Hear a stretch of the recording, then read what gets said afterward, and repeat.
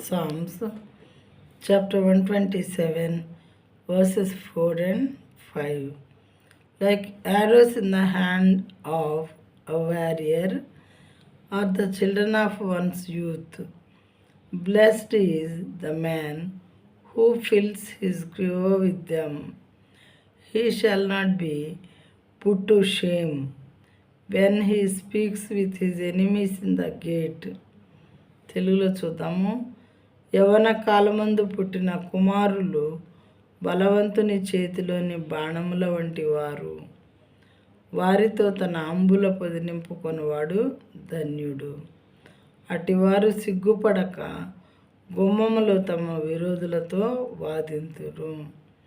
యవ్వన కాలమందు పుట్టిన కుమారులంట బలవంతుని చేతిలో ఉన్నటువంటి బాణముల వంటి వారు. బలవంతుని చేతిలో బాణం ఉంటే తను సంధించినట్లయితే అది గురిని చేరేదిగా ఉంటుంది అని దీని యొక్క మీనింగ్ ప్రియమైన వాళ్ళారా.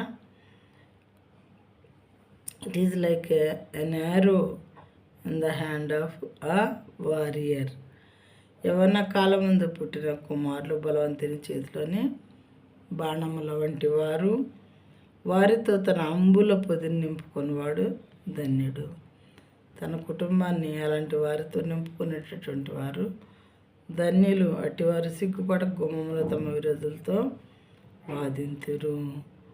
ఈ రకంగా దేవుని వాక్యం చెప్పబడుతూ ఉన్నది కాబట్టి ప్రియమైన వాళ్ళారా, మరి బిడ్డలు లేనటువంటి వారు ఎలా పొందుకుంటారు అని అంటే దేవుని పాదముల దగ్గరకు వచ్చి ఆయన బ్రతిమాలుకొనటం వలన బిడ్డల్ని పొందుకోగలుగుతారు.